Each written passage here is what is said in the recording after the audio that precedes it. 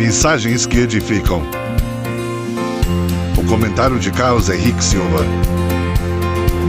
E começou a ensinar-lhes o que lhe importava, que o Filho do Homem padecesse muito, que fosse rejeitado pelos anciões e principais sacerdotes, e pelos escribas, e que fosse morto, mas que depois de 3 dias ressuscitaria. Marcos capítulo 8, versículo 31. Quando a palavra de Deus disser que algo é importante ou que é necessário, é melhor não sermos teimosos. O Senhor Jesus aqui afirma que é necessário ele morrer e ressuscitar.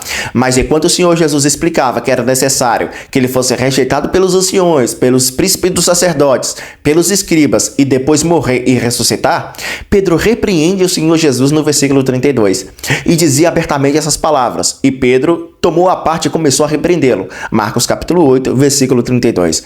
Mas no versículo 33, Pedro é repreendido pelo Senhor Jesus. Mas ele, virando-se e olhando para seus discípulos, repreendeu a Pedro, dizendo: Retire-se diante de mim, Satanás, porque não compreende as coisas que são de Deus, mas as que são dos homens. Marcos capítulo 8, versículo 33. Os discípulos aqui não estavam entendendo muito bem. A função dos discípulos não era guiar e nem proteger o Senhor Jesus. Antes de tudo, é preciso você entender que o diabo pode influenciar pessoas.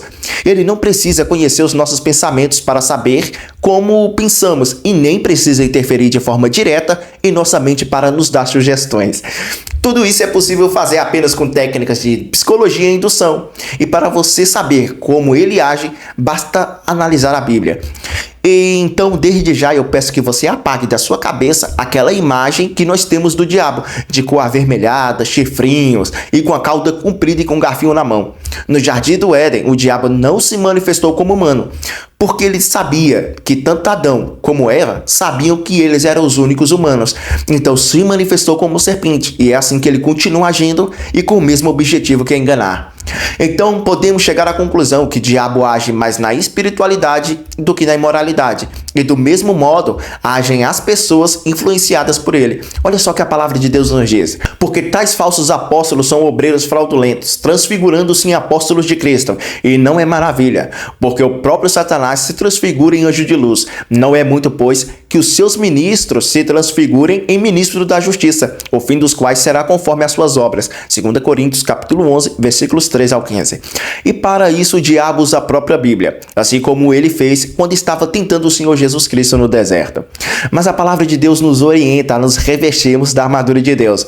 Revestivos de toda a armadura de Deus, para que possais estar firme contra as astutas e ciladas do diabo. Efésios capítulo 6, versículo 11. Isso porque o diabo pode influenciar alguém, mesmo sendo crente em Cristo Jesus, assim como fez com Pedro. Mas não creio que uma pessoa crente em Cristo pode ter o corpo invadido pelo diabo. Isso porque o crente em Cristo é selado com o Espírito Santo, assim como nos diz em Romanos: Vós, porém, não estáis na carne, mas no Espírito, se é que o Espírito de Deus habita em vós. Mas se alguém não tem o Espírito de Cristo, esse tal não é dele. Romanos capítulo 8, versículo 9. Em outras palavras, uma pessoa que crê verdadeiramente em Cristo Jesus tem o seu corpo ocupado pelo Espírito Santo, e a segurança dessa pessoa está em Deus, que a comprou através do sangue de Cristo Jesus na cruz. Então o futuro dessa pessoa está assegurada e ela não estará perdida. Após o Senhor Jesus repreender a Pedro, o Senhor Jesus faz um convite. E o mesmo convite eu faço para vocês. Assista o próximo vídeo.